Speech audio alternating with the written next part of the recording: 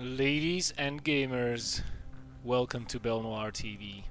My name is BelleNOir and you are watching Cast My Game episodes 22, a show where I cast your replays. Now first off, I have to apologize for looking like shit today because I'm not shaved, my hair is a mess, etc, etc, etc. It's just terrible. I cannot wait to have enough time tomorrow, hopefully, to get myself in order and make a proper nice lady out of myself. So, for the new guys that are here on the channel for the first time, what is this show about? Well, if you have a 1v1 master versus master replay that is anywhere between roughly 10 to 30 minutes long and you want me to cast it, you send it to BelleNOiR@cesnam.cz with the title Cast My Game, including a short description so I know what roughly transpired in the replay and I don't have to, watch the replay because it kind of spoils the fun of casting it. And then I cast it.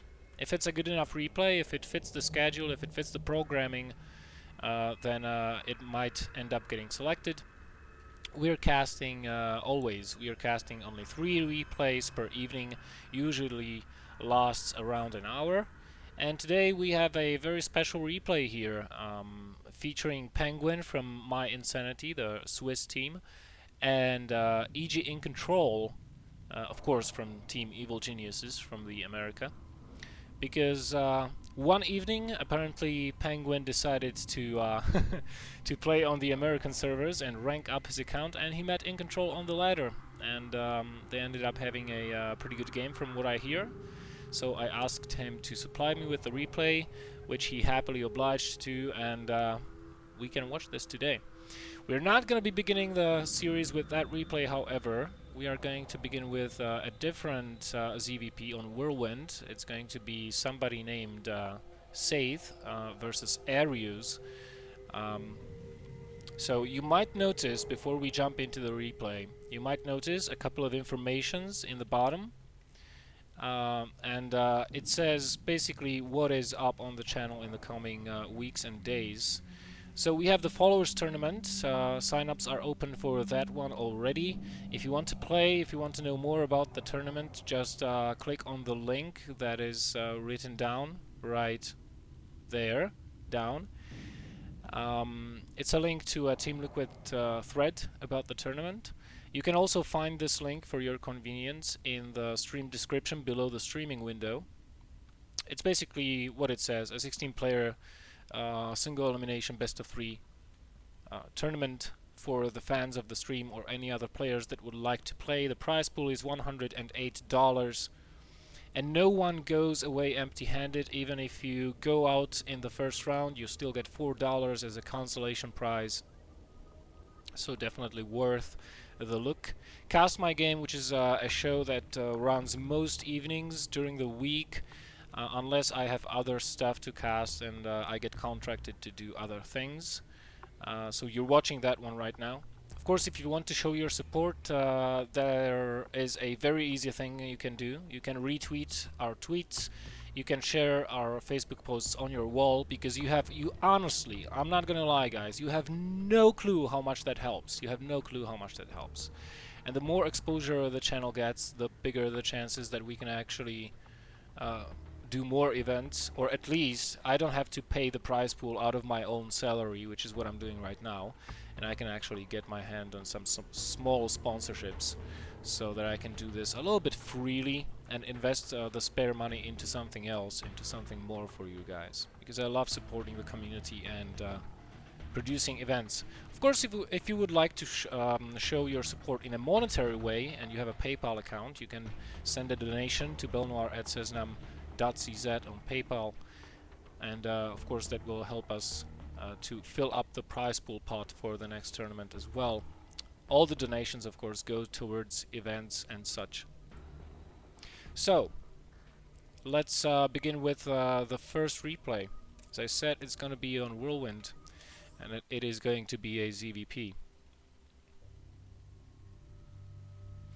Magico, yes, I do coach. If you are diamond and below, I might be able to teach you something. And I charge absolutely nothing. All you have to do is message me somehow, somewhere, either on Twitter or just email me, and we can work out the details. I recently got a message actually from one guy that when I started coaching him, he was in Gold League, I think. He was a Protoss player, if I'm not mistaken. And a couple of days ago, he hit Masters. And he messaged me saying, "Thanks to your coaching, I'm now Masters before Gold. Thank you very much." So, if only I were able to to actually execute what I teach, then I would be Masters as well. But unfortunately, my brain is a little bit messed up, so I can't really do that. All right, we are in the game. Spawning in the top left, we do have the red Zerg Saith from Team CBI. I don't know what that stands for. But nevertheless, in the top right, it is going to go ahead and be Ariuz. I don't actually remember which one of these two guys sent me the replay.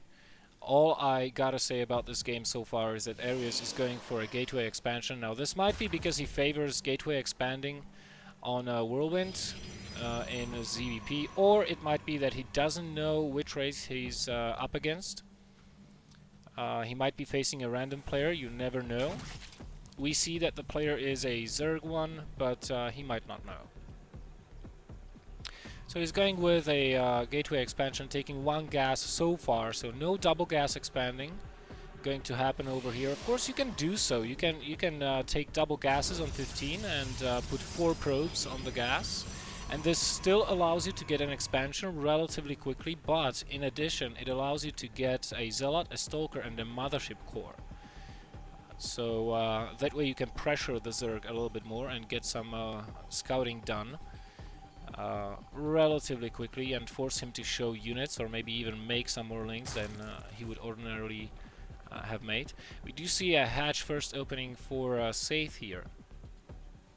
Zealot on the way on the Protoss side. The Protoss have not yet caught on to the fact where his opponent actually is. One thing on Whirlwind, if at 2 minutes 50 seconds you send a probe here, you can see this Overlord. Exactly 2 minutes 50 seconds. If you send a probe here, you will see this Overlord approaching your base. So if you are scouting this location first and this location second, by the time this probe is, well, not actually all the way down here, the probe is somewhere here, and you send one here, you can immediately redirect the probe from the center of the map to head to the top right, or you can immediately send it here to check for the fast third expansion. It should arrive there at approximately 4 minutes and 15 seconds, if that's the case, which is the time you usually see a third base going down for the Zerg player. This is not the case though. We see Saith getting a gas after his expansion, so probably going to be just mining 100 gas off of that for the quicker link speed, and then he's going to be saving up minerals for more drones, overlords, and most importantly a third hatchery.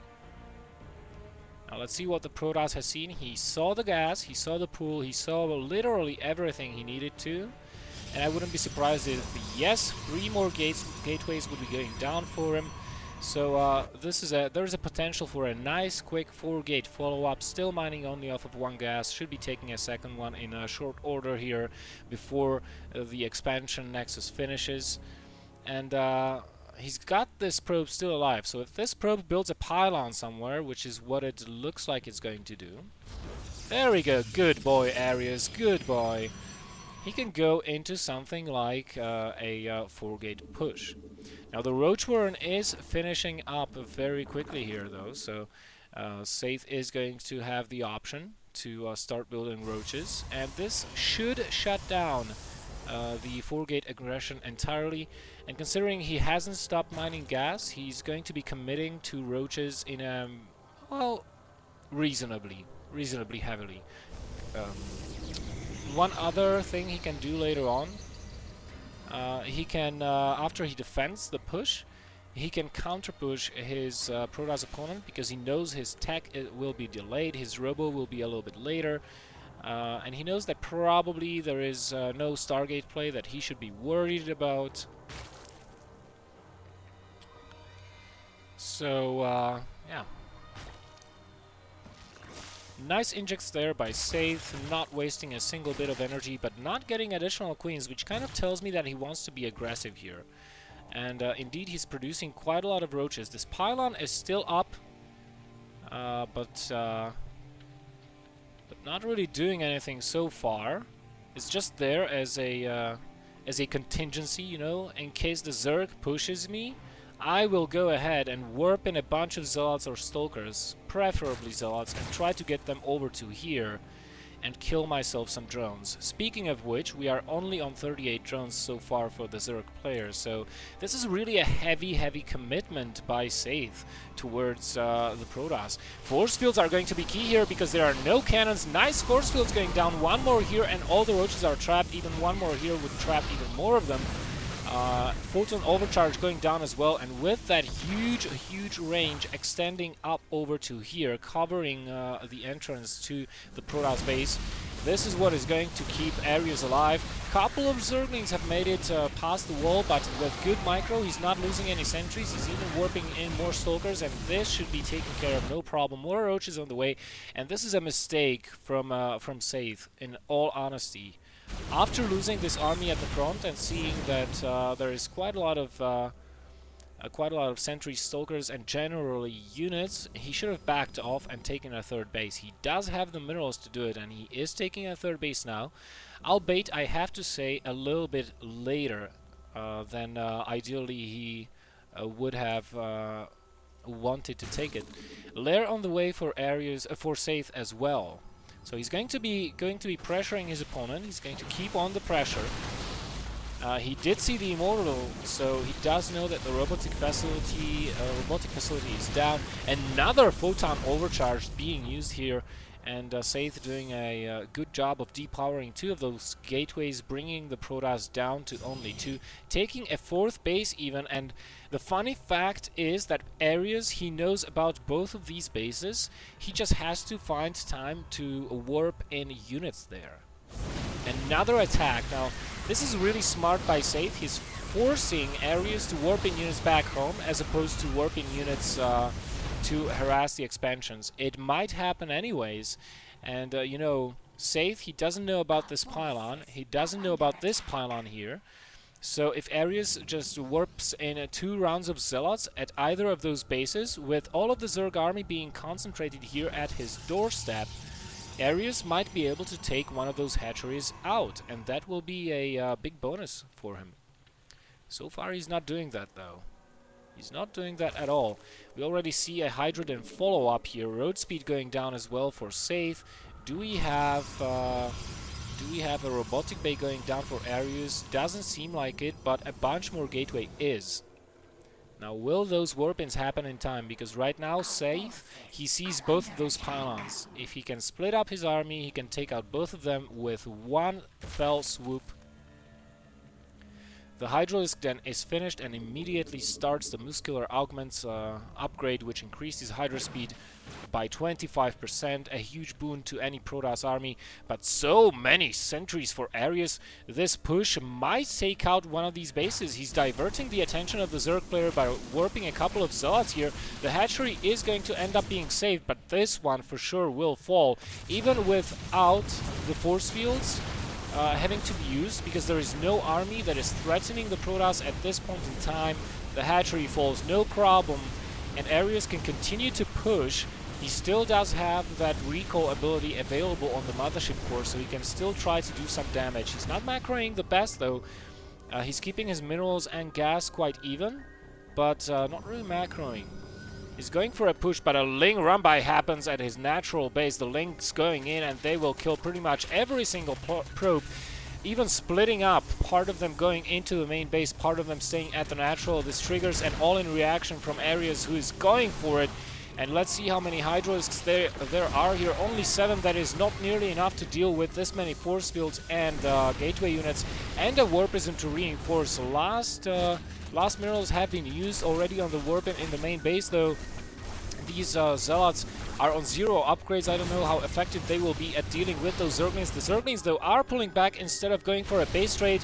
Force field drops onto the ramp, and that makes it so that Ariuz will have no problem killing everything. Whoa! A little bit of a space there between those force fields, allowing those drones to get away. Third base still up and mining for Saith, but Saith is forced to pull everything, including his drones, to defend this.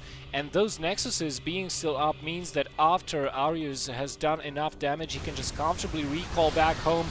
Not the best force fields in the world, but it is enough to keep his army alive. Those spine crawlers are getting dangerously close to being finished, though, which will make subsequent engagements all the more difficult. But there's almost 0 army remaining for the Zerg player, only 16 food and dropping. The spine crawlers are getting taken out. The Zealots from the base are making their way across the map, all the way across the map, to help with this attack. No reinforcement capabilities because there's no money in the bank for Ariuz, but he can do some cute immortal micro if it comes down to this. Pool getting taken out, everything dying, GG from Saith, and Ariuz takes the game.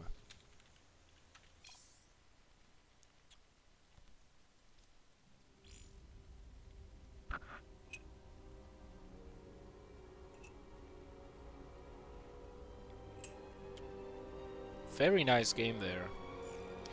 The Zerg player even saying that, well, I engaged 1 second too late. Yeah, very nice game, very nice game. The next game we are going to be going into is a ZVT on Derelict Watcher Tournament Edition, which is a ladder map. Before we do so, however, I would like to advertise the tournament, which is to happen this Saturday at 4 p.m. Central European Standard Time.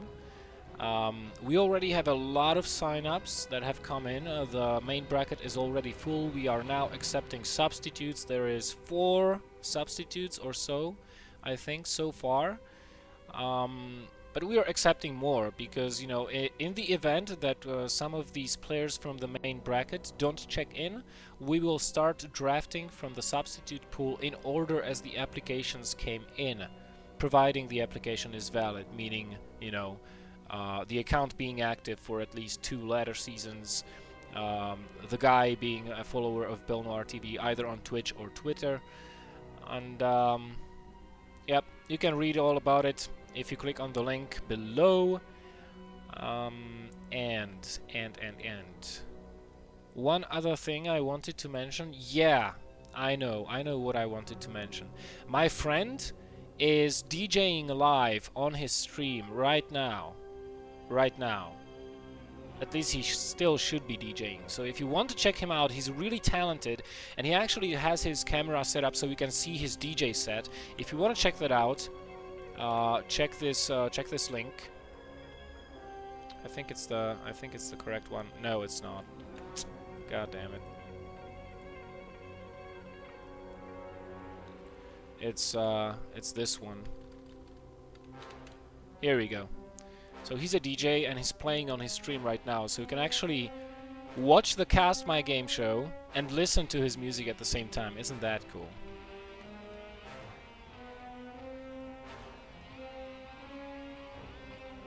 Okay, let's jump into the next game. It's going to be Cristiger versus delF. Looks like it is going to be a ZVT, one of the more interesting matchups currently in Heart of the Swarm. And I'm already pumped to see what is going to happen here. In the bottom left, we do have Cristiger, the red Zerg player from Arena, from Team Arena. And in the top, it is going to be the blue Terran player delF. He has a bunch of barcodes in front of his name, but not a full barcode yet. He still has a long way to go before he can grow into a full barcode. Now, Derelict Watcher is a 2 spawn point map. It has a very, very open center. If you take a look at the center right here, these are huge open spaces. So, most of the Zergs, what they are doing on this map is they go mass link styles. I don't know if this is going to be the case with Cristiger though, but for any Zerg out there, if you're playing on Derelict Watcher, going for heavy link styles, which means you get a very quick macro hatch after getting your third base, or even before you get your third base. Reason being that link styles, you know, lings and banelings are very heavy on larva, so you need a lot of larva, a lot of production to be able to trade well and to have enough units. Because if you take a look at the center, there's not that many choke points, if any, and you can run around with the lings. The map is fairly large, so you can take full advantage of that. Now, if you want to be going for a link style, you have to make sure that you severely out-macro your opponent. Otherwise, it will not work. You generally have to always be up a base versus the Terran, maybe even 2 bases, and you always have to have the numbers advantage. Now, off of that, you can go into a brief Mutalisk transition and then transition back into Ultralisks and Infestors. Infestors are going to be key. They are already seeing a re-emergence in Heart of the Swarm strategies employed by the Zerg players, which I really like. I'm happy for it, because ever since Heart of the Swarm came out, everybody was like, Fungal is not a good spell any longer, Infestors suck, I'm not gonna be using them. You know what, Infestors are still good, you just have to be more precise with them and you have to micro differently.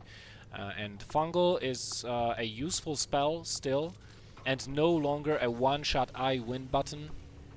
So I like that very much, and I'm actually really surprised that a lot of Zergs have not been using Fungals.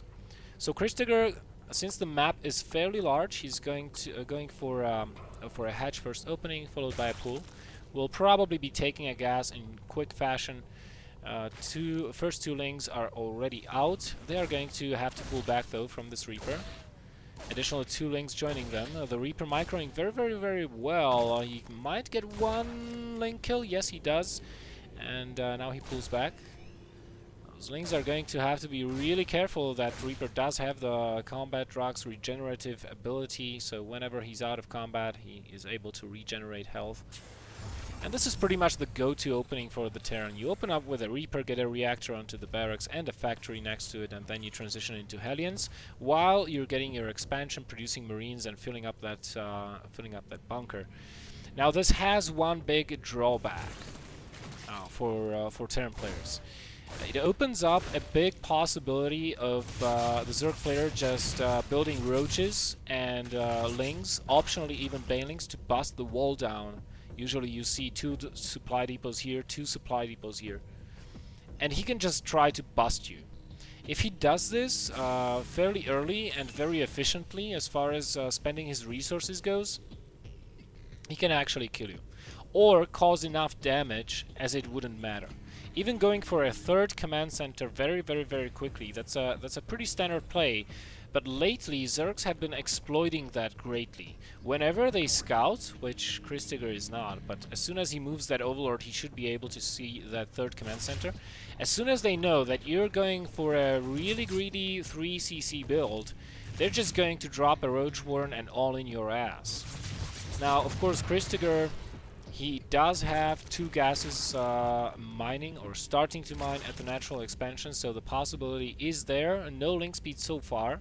So I wonder if he's going for a quick lair or a fast baning nest, or just that Roach Warren. Additional structures being built here. You can see that 2 NG bays going down instead of additional barracks, and the first Hellions are already in production. So delF playing as greedy as he can, and let's see what Cristiger's response to this is going to be. He's banking up that gas so far, but not using it on anything. He could be getting a lair right now, but he's not. He's getting a Roach for it. So, as I said, he wants to be busting down the Terran front, but I have to say, if he wanted to do that, he would have to be attacking at around this point.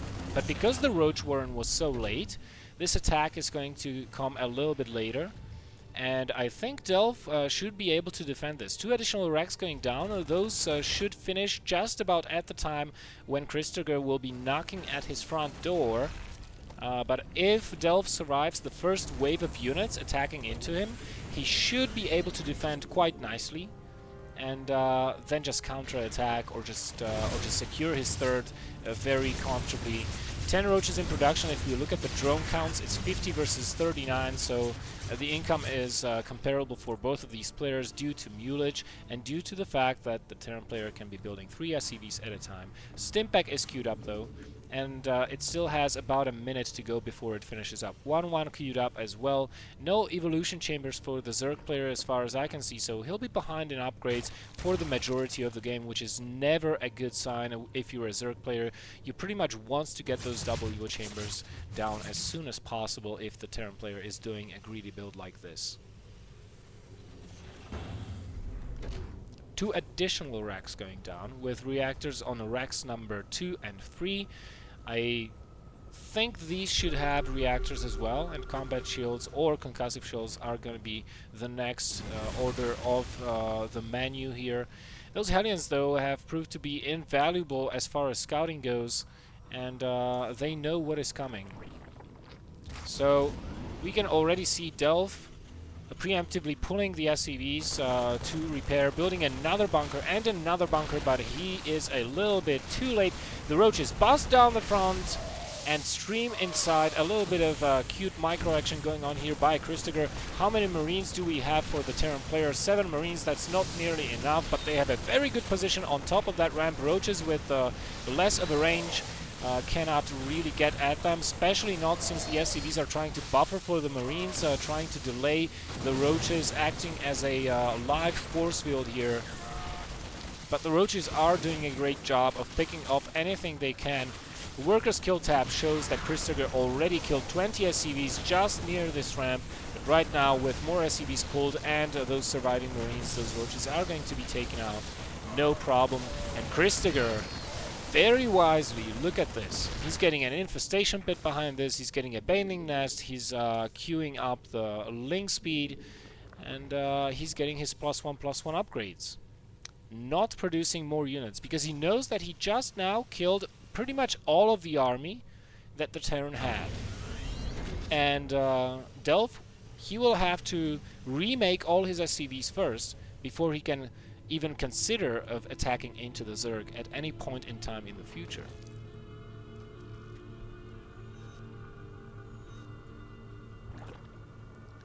So 2-2 being queued up though on the Terran side of things, and this is what I said, the Zerg is going to be behind in upgrades for the majority of the game.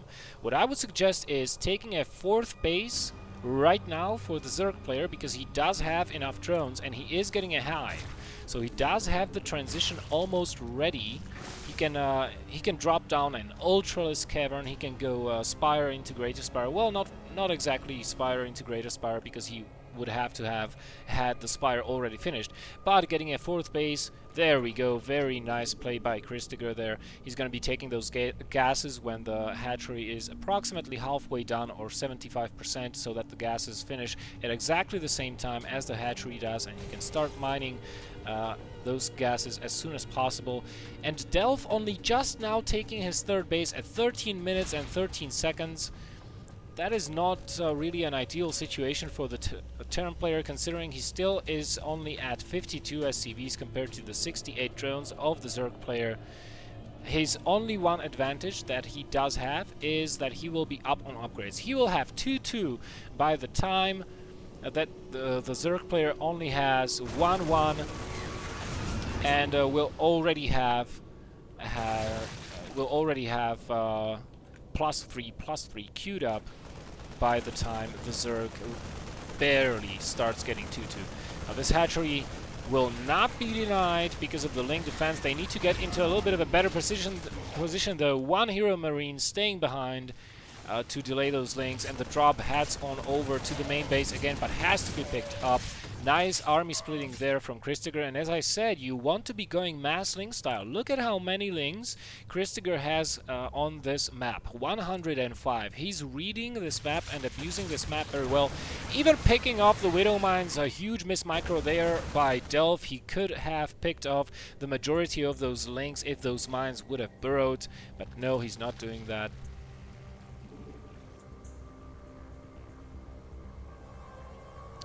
And look how small the army from delF looks. It's a really small army, and the splits will have to be pretty much perfect, and the Widow Mine detonations as well, if he wants to engage on creep, which is not what he's doing. And I think that Cristiger, yeah, he did not see the load up, but he definitely has seen those medevacs flying past. So you should be aware that this 4th base is under threat again. Instead of defending it, or actually he's doing both. He's defending his 4th base, nice timing on the defense, at the same time counter-attacking at the 3rd, probably will be taking out every single SCV there. The Banelings and Lings do defend the 4th base, as the center of the map is being contested for via Widow Mines and Overseers. The 3rd base forced to being lifted. Look at the SCV kill count, 42. A lot of Lings do go down to 2 Widow Mine explosions, but it doesn't matter. Still a lot of them remaining, even though 24 of them have gone down. Another run-by occurring here, but those Lings will be cleared up in a quick fashion. 4th base under attack yet again, and this time I think it will be defended once again. Cristiger just all over the place, really on top of his minimap. I think that's all he's... I think all of his attention is focused on the minimap at this point in the game, and I wouldn't be surprised if he starts taking more bases here and here once those Ultralisks do end up popping out. Meanwhile, a big drop in the main base, but that is going to be cleared out as well, even despite the upgrade disadvantage, just by overpowering the Terran with sheer numbers of units. 2-2 is getting finished though by for the Zerg player, which will equalize the upgrades. 3-3 not being queued up immediately by the Terran player after 2-2 finish, so the upgrade situation is getting a little bit more even here for both players, which is good. And you can kind of tell that delF really wants to get the space, and this time he gets it, immediately loads up and goes into the main, which means Cristiger will be wise to reroute his units. Or maybe he will try to catch these medevacs. Now, one thing you have to have as a Zerg player when you're playing this style, you gotta have a lot of spine crawlers and spores at all of your bases. Maybe even more queens for late game transfusions onto those Ultralisks. And there is one sole reason for that, and that is you're lacking Mutalisks. Not having any air presence makes it so that the Terran can drop you with impunity. So you have to have some kind of other defense to stay alive. Now, one thing you can do so is static defense. Another way of doing so is adding on infestors into your composition.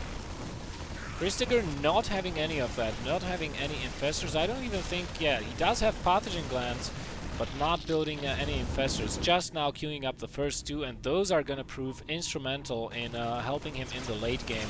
Because right now the Terran is at 3-3, and he will be for a very long time here. I think it's like 3 more minutes that the Terran is going to have the upgrade advantage.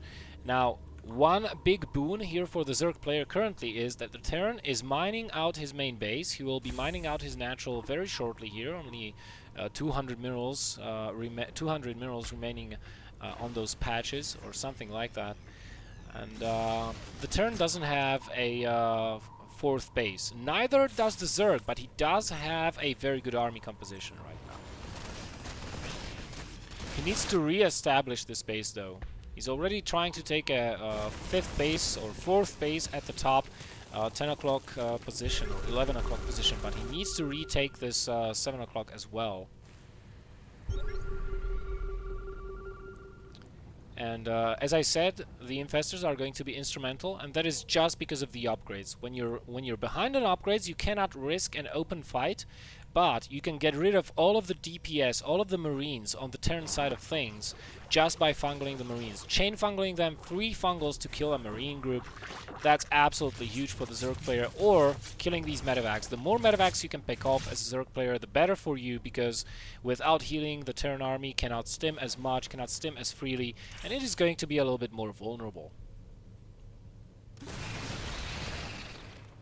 So right now, delF is thinking of pushing into the center. That's a lot of Ultralisks here for the Zerg player, though. How many infestors do we have out on the field? 6 infestors, and they all have energy for fungal growths. And a very well-positioned army. Notice what Cristiger is doing. He's positioning his army here, so that way he can defend these 2 bases. A fight in the center though so far. There is detection, so those Widow Mines will not do the best of jobs. Although they have killed all of the Banelings nearly, and quite a lot of Lings. But instead of reinforcing on Lings, Cristiger is just building more and more Ultralisks. I would rather like it more if he would try to reinforce on Lings, because Lings, those are the units that you can use to block the movement of the enemy Terran army, and you can try to get us around. You can try to force to kite them. Lings with Adrenal Glands, which we already have in play, do tremendous amounts of DPS. The 3/3 upgrades for the Zerg player is finished. So Lings would have been a better choice to reinforce with, instead of just wasting money on 7 more Ultras when you already have 11 on the field. It's just eating your supply and not getting very much done.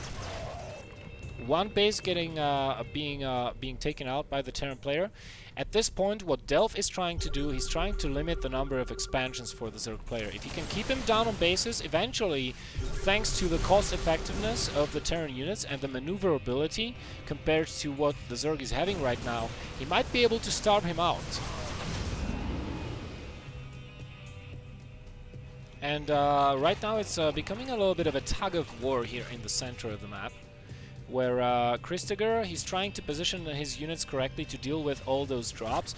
And here is where the lack of Zerglings come into play. Without that many Zerglings as he had before, he can't really defend all those drops quite as efficiently as he would like. With the Zerglings, he could move between his bases from top to bottom, from left to right, very, very easily.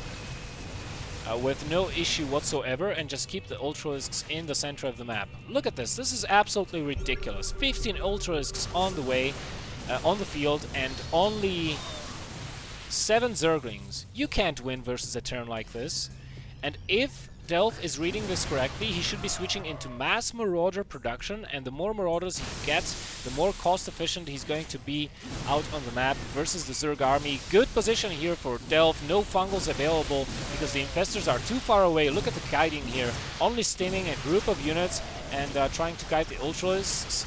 Let's see if he can kill the remainder of them. Oh, 4 mines kill 1 Ultralisk, 1 goes down. Second one, a third one even. Those Ultralisks are getting pretty low on health, but the Zerg army is pushing forward ever more. Beautiful fungal going down on all of those Marauders and Marines. And notice, no medevacs. All of the medevacs have been killed off by the Infestors before, so this army can't stim any longer. They're 1 hit away from dying. The third base will be denied yet again. No drops going on at different parts of the map yet, and this army is not in the red, it's actually in the black. So, might as well not fight, boys. delF really needs to replenish his medevac count, but he's still doing a very good job of killing these Ultras off creep. Look at it! He's pursuing the entirety of the Zerg army, and again, instead of reinforcing with the Lings, Cristiger is reinforcing with the Ultras, and I think potentially this might end up killing him. With the Lings, he would have been much more cost efficient, in my opinion. He's doing his best, though, to obtain as many bases as possible while fighting for the center map position. And delF, well, he's trying to drop right now, but this is not the best move currently, because he doesn't have any medevacs left with this army to heal it up. And again, he's running the risk of mining out of his bases. Oh, these Infestors catch everything! Even infested Terrans getting thrown down. And delF, he has to load up, so a little bit of a waste of energy. Instead of burrowing those Infestors, an additional Fungal would have killed everything off, including those medevacs, if a third Fungal were to follow. Or maybe those infested Terrans. 2 Fungals and infested Terrans would have been good. And right now, delF is like, dude, I need my bank. I want monies. Give me my monies, please. Give me. And Cristiger is blocking his expansion with hatchery and a creep. So delF has to get rid of that. And Cristiger, well, his army is comparable to the Terran player.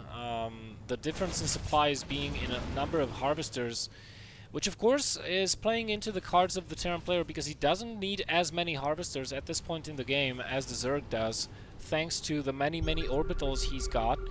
and the ability to drop down mules. Spire coming into play also for the Zerg player. Maybe he's thinking, well, he's committing heavily to Marauders at this point in time because I'm showing him 12 Ultralisks, and maybe I should switch to Broodlords.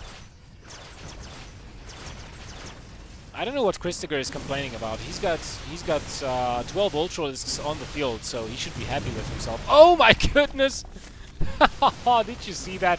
Widowmine's killing an Ultra yet again for the third time. But the army is getting fungled here, including the Medivacs, and this will not actually do all that much for the Zerg player because he's fighting off creep. The Infestors are running low on energy, and the Ultras are kiteable, not really as fast as the Zerg player needs. He's going to have to rely on fungals, and he doesn't have very many left, maybe 1-2 fungals left here for the Zerg player. Instead, he chooses to throw down Infested Terrans to get rid of that expansion 100%. Meanwhile, the Terran player snipes off the expansion at the 6 o'clock of Cristiger's and takes this space for himself.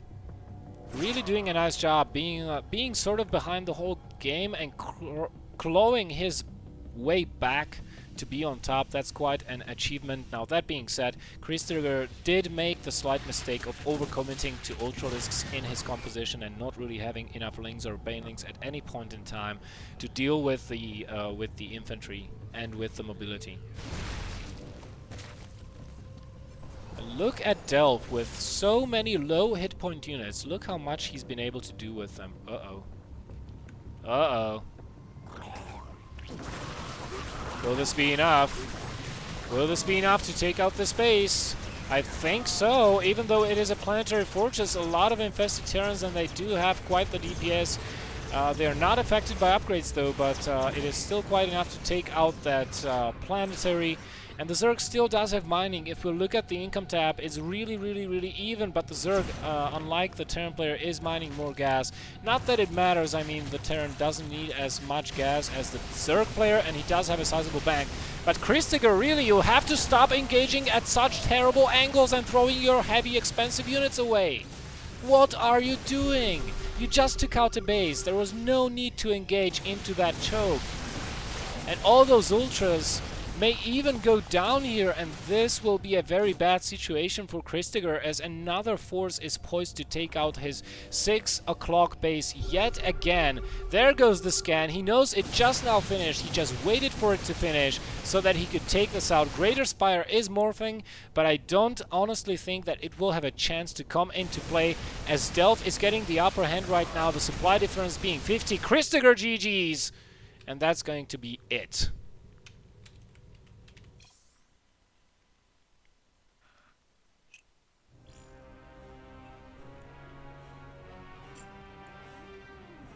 Very nice game.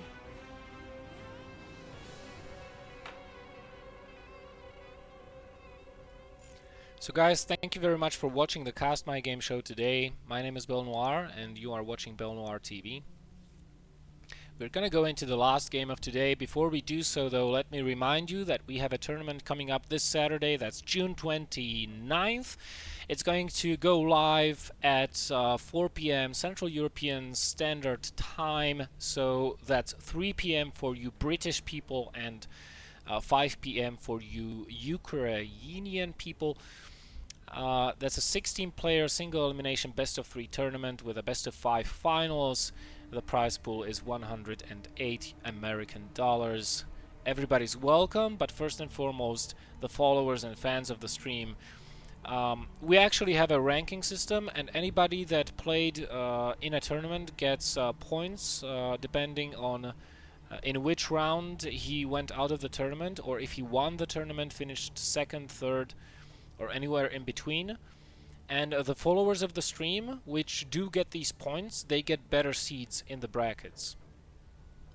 So if there is a Grandmaster level player, for example, that ends up playing for the first time, he will get a worse seed than a fan that is faithful and that is playing the tournaments all the time. We just want to reward our fans, so we give them better positions in the brackets if they keep coming back. Of course, I am paying the prize pool from my own salary, so if you want to help me out, there is a PayPal account BelleNOiR@sysnam.cz, to which you can send your donation if you consider doing so. If you don't consider supporting monetarily, you can also show your support by using your social channels. It takes 3 seconds, just clicking. You know, if we tweet something, just retweet it to your followers. If we post something, you can share it on your wall. You have no idea how much that helps us, really. Or you can go to Team Liquid, to one of the threads that are linked in the bottom of the stream, and you can just type something nice about us. Helps as well, and warms our hearts. Alright, going into the last game, this is going to be my Insanity PengWin versus iNcontroL from the Evil Geniuses. Let me just see, when was this played, if I can find out. I can't. This is taken from the American server, of course, e.g. iNcontroL being the Grandmaster level player here.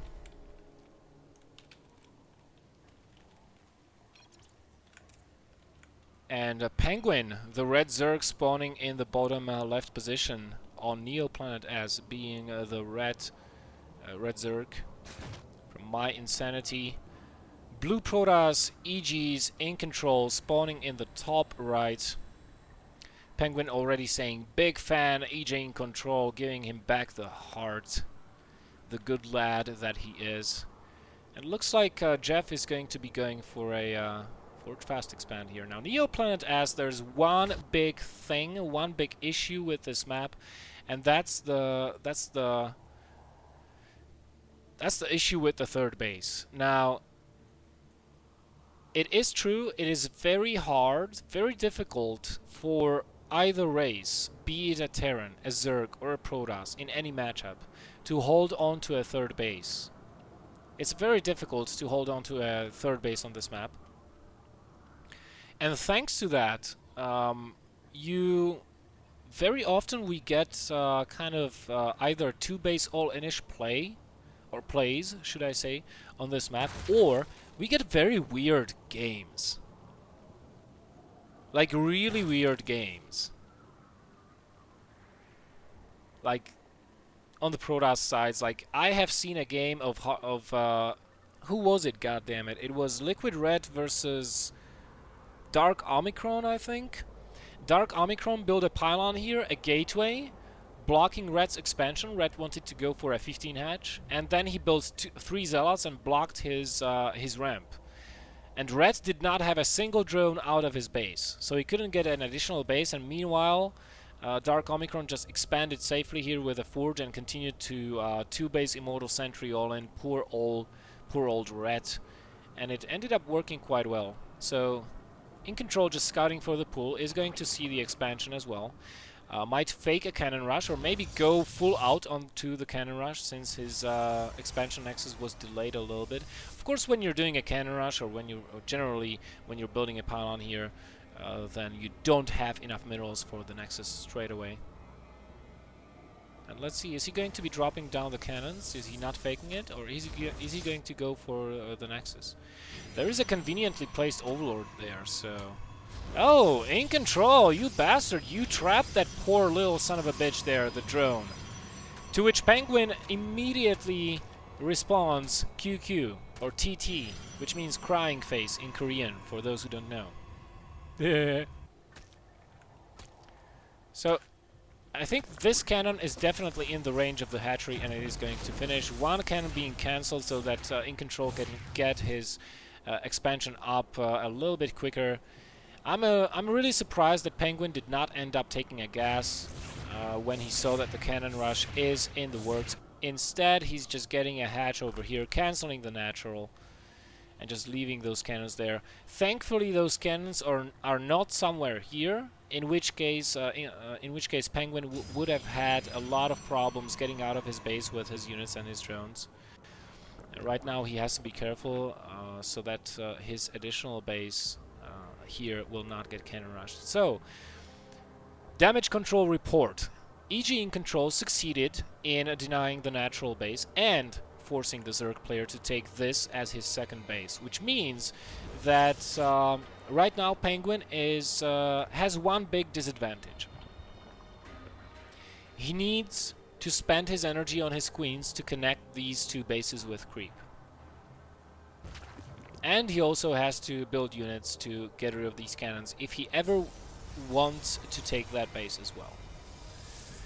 Which means if you have queens expending energy to putting down creep tumors, then you don't have enough energy for injecting larvae, which means your production is going to be a little bit lower. PengWin taking a third base over here now, iNcontroL being blind to the fact that the base is going down here. He probably will be expecting some sort of a two base all-in. He knows of the one base that is down there, only just now getting his cybernetic core inside the main base, so that PengWin is not able to snipe it later on. PengWin getting speed and still continuing to mine gas. So probably will be moving into roaches and trying to two base or three base, should I say, all in or semi all in control. Put a little bit of hurt onto him, a little bit of pressure. Only one zealot out so far. Second zealot being built. iNcontroL is really saving as much gas as he can. He started mining that gas a little bit later than normal, so he doesn't have that many of it yet. PengWin doing a really good job of scouting out the map, looking everywhere for hidden proxy pylons, hidden probes. Of course, there is one pylon here, so if Jeff was to go for something like DTs, he could warp in DTs here. Right now, the roaches are going to kill this pylon, and that is going to depower all of the cannons. PengWin very smart about this, only getting 3 roaches. Oh, and actually being out of the range of the cannons, so being very, very cost efficient. Meanwhile, we have a double zealot mothership core poke here to the third base of the Zerg, or should I say natural at this point. And they will probably end up taking down the queen. The mothership core will finish the job, earning itself 1 kill and a disciple rank. And a couple of drones might go down as well, but iNcontroL not really sure if another queen will be coming out. He now sees the hatchery working, so he pretty much have to assume that in about 20 more seconds the queen will be popping out. But until that point in time, he's got more than enough space to harass with that mothership core as much as he wants. Transitioning into a huge gateway push here. Do we have +1? Yes, we do. It's halfway down. Do we have warp gate? Yes, we do. It's almost down. And we have a Phoenix. Whoa, wait a minute. Did I miss a... Oh, I missed a Stargate. Wow. So he even gets Phoenixes out. Is he just going to Zealot Phoenix all in? With a Warp Prism or maybe a couple of Immortals? Might work. Would be interesting to see. In any case. iNcontroL so good with his mothership core usage. He's constantly scouting out, and now that he sees those probes going up there, he's going to be clicking on the minerals and wondering how long has this base been up here.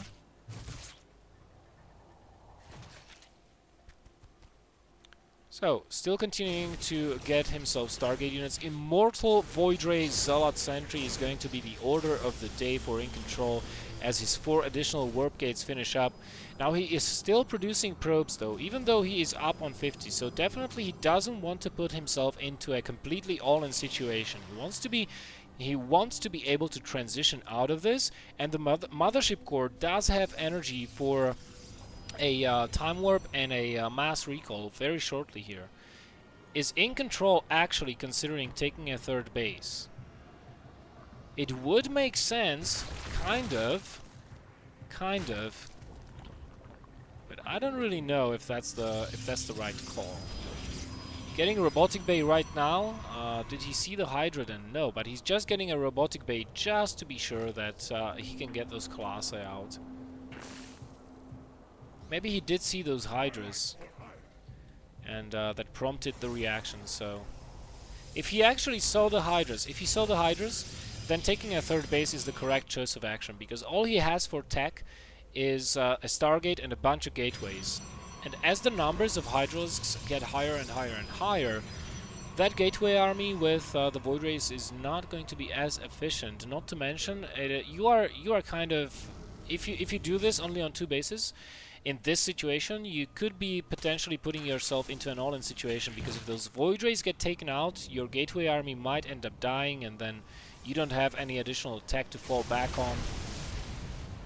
PengWin taking 2 additional gases, thinking of doing a little bit more attacking by himself, taking his natural at 12 minutes and 33 seconds. Yeah, ha, ha. Good boy. Now in control, do we have a Twilight Console? Nope. So he's going to be finishing the armor upgrades, not being really able to upgrade his units any further, but he is getting that first Colossus out and extended thermal lances and saturating his third base. 24 probes, which 6 of them are going to be put onto the gases. Let's see the saturation. He's got a very good saturation, I have to say. He's fully saturated on all of his bases, and PengWin, well, he has to figure something out. So he's putting down a Spire while he's getting the rest of his upgrades for the ground army. Let's see how the upgrades are looking, though. He's at 0-0. Do we have any evolution chambers anywhere? No, we don't. Oh, this is going to bite him in the ass later on, because the Protoss army is on 1-1, and you might think that's not that big of a deal, but when you have Colossi in play, the +1 upgrade on the attack actually does quite a lot, because Colossi have Splash, right? So if you manage to catch your opponent's army somewhere in a choke, that +1 attack becomes increasingly more powerful and important for you. Spire is finishing up, and PengWin is saving a lot of money. He probably wants to be doing a Mutalisk switch, which could work. I mean, the Twilight Council has only just now been put down. There is no option of Blink, but we do have Stargate in place, so as soon as iNcontroL scouts this, he should be able to just switch into 2 additional Stargates and pump out very many Phoenix before the Mutalisks do too much of a damage. Let's see if he can end up scouting that Spire. I think he will. Oh, I don't think he saw it. No, he didn't. No, he didn't see the Spire. Oh my goodness, this could end up being pretty good for PengWin and pretty bad for iNcontroL. Where are the Mutalisks? That's what I want to know. Okay, so first 17 Mutalisks are out. And iNcontroL, has he seen something? Because he's posturing defensively. He doesn't really want to be moving out. And the Mutalisks are on their way. I think he saw something, because he is building cannons everywhere, so I think he suspects that the Mutalisks might be coming. The cannons are getting sniped, though, not really giving a chance to complete. And now PengWin will be pulling back, because the army is actually defending the third base, and iNcontroL is relying on a Nexus cannon to defend his natural. If PengWin is active enough with his Mutalisks, he might be able to do tremendous amounts of damage at the natural. Meanwhile, we do have the fleet beacon going down, and iNcontroL will be wanting to start that Anion Pulse Crystal upgrade as soon as he can. Oh, this is not a good position for PengWin to engage, though. His units are traveling in a single file line.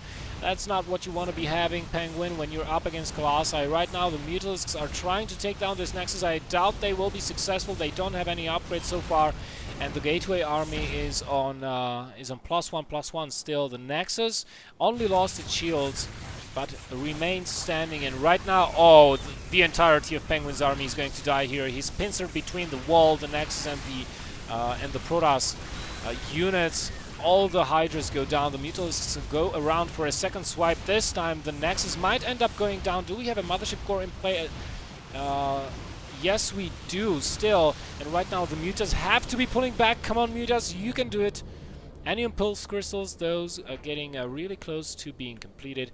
And we have 6 Phoenix out on the field so far. PengWin committing heavily to these Mutas, though. And I think he should rather be tech switching out of those in a short order.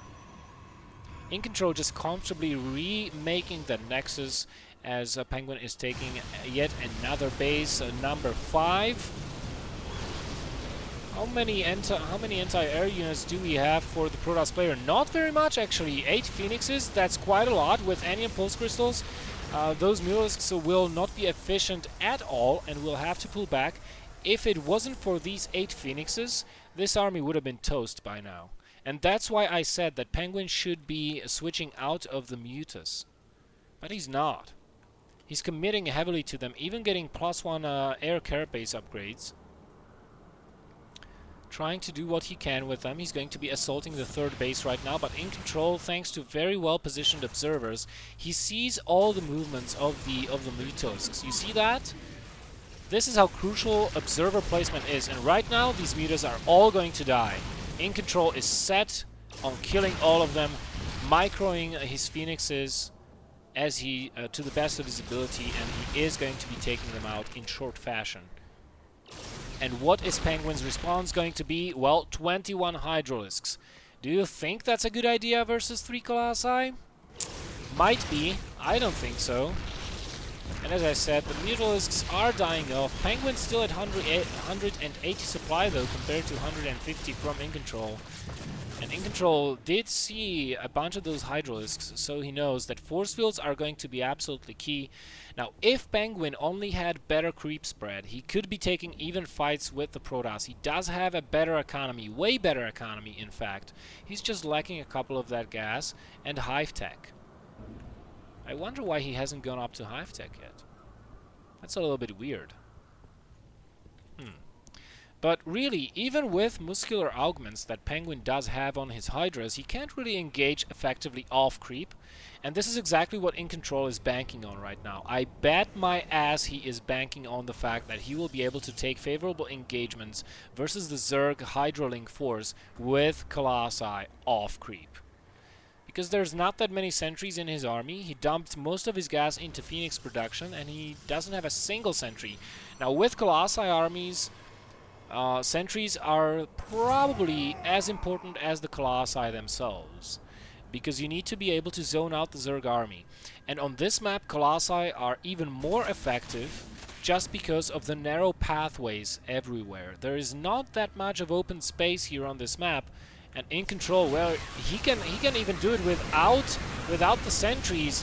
Look at this. Phoenix is lifting up every single Hydra one by one. That's very crucial to dealing with them in the most efficient manner. And in the back we have 5 Colossi frying away every little piece of the Zerg army. I love the smell of Hydra in the morning. Meanwhile, iNcontroL is just harassing everywhere, trying to take out the 5th base of the Zerg player, and taking a 5th base of his own, while his 4th base is finishing up.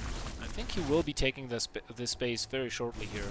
And still no hive tech from PengWin, so he's kind of stuck in the lair mindset, and he's like, I got a macro, I got a macro, I got a macro. And he's just making the most units as he can, but really what he should have been, what he should be doing in the meantime is teching up. Being stuck on hive tech is just not gonna work at this point in game. Especially not since the Protoss is getting double upgrades and has been for a long time, and +3/+3 is just about to finish. And this Nexus will not even go down. It refuses to go down. So iNcontroL, firmly in control finally of this game, taking out the 3rd base additionally, and PengWin committing even into yet even more Mutalisks, despite the fact that there are storms out on the field, and still 6 or 8 Phoenixes with any impulse crystals out on the field. What iNcontroL can do now is he can just attack move with the rest of his gateway army towards here, while he micros his Phoenixes and defends his home bases. I wonder if this is what he's going to do. Oh, he's not. He just wants to... Oh, he is. Good. Where is the mothership core, though? That's what I want to know. It's at the natural. Another warpin of Zealots is going to prevent this Nexus from dying to the Lings, as the Phoenixes are trying to take care of the Mutalisks, and iNcontrol's army is marshalling for a final blow against PengWin towards his natural base. This Nexus, though, iNcontroL not paying attention for a half a second there, half a heartbeat, and those Phoenixes get taken out, the Nexus falls. But right now, the Mutalisks would serve better purpose for PengWin defending than attacking, because there's no way he will be able to take out all of these bases of iNcontrol's before he loses all of his buildings. And quite frankly, the upgrades are telling the story. 3-3 on the Protoss side, 2-2 on the Zerg side, and this is not going well. I think iNcontroL, well, he just gutted the natural. He's going to kill all of the tech in the main shortly thereafter. And even if this 4th base falls, he can still... Where is the mothership core? It's still here. Oh. Well, if he had that mothership core with his main army, he could just like kill everything off and recall to the natural and be totally fine.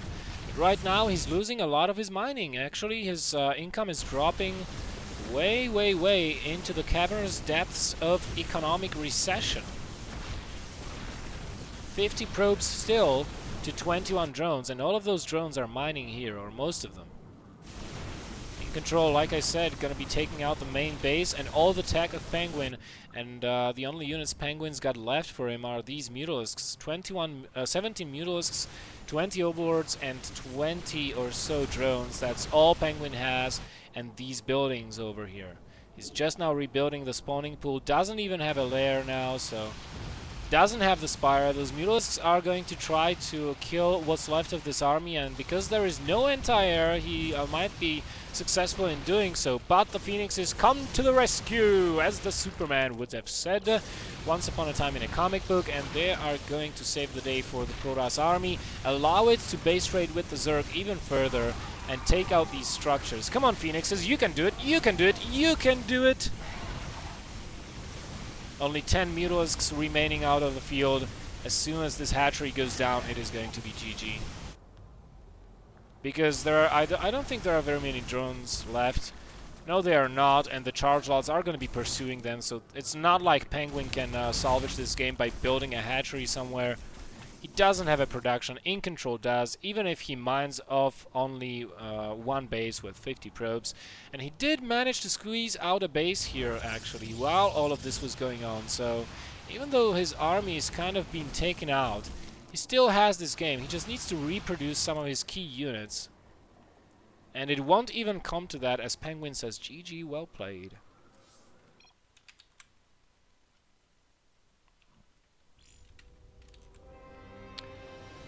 So, that was it for today, guys. Thank you very much for watching. Oops. Was this actually... Okay. I hope it was switched on. Did you see the game, guys, or did you not? Because I'd be really pissed if I forgot to switch the overlay. So tomorrow we're gonna be casting at 8 p.m. I think, 8 p.m. CEST. Tomorrow on this channel we're gonna be casting the second match of the semifinals of the Premier Czech team league called the Clan Base. We're going to be having Combat Wombats facing off versus Inequalis.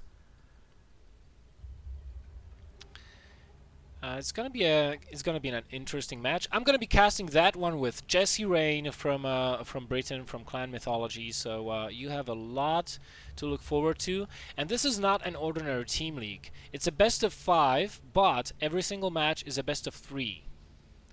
The first 4 matches are drafted by a random draft.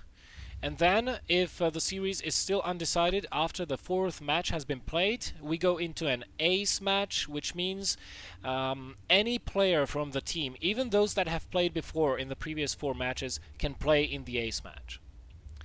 So it's a really interesting format, and I have to say it's a lot better than the best of 5 all-kill format that Pro League uses. Having best of 3s between the players instead of best of 1s is a lot better, in my opinion. So, that's it for today. Stay tuned for updates via the Twitter and Facebook channels that we do have. And until we see you guys next time, just remember to stay safe and storm first. Ask questions later. See ya.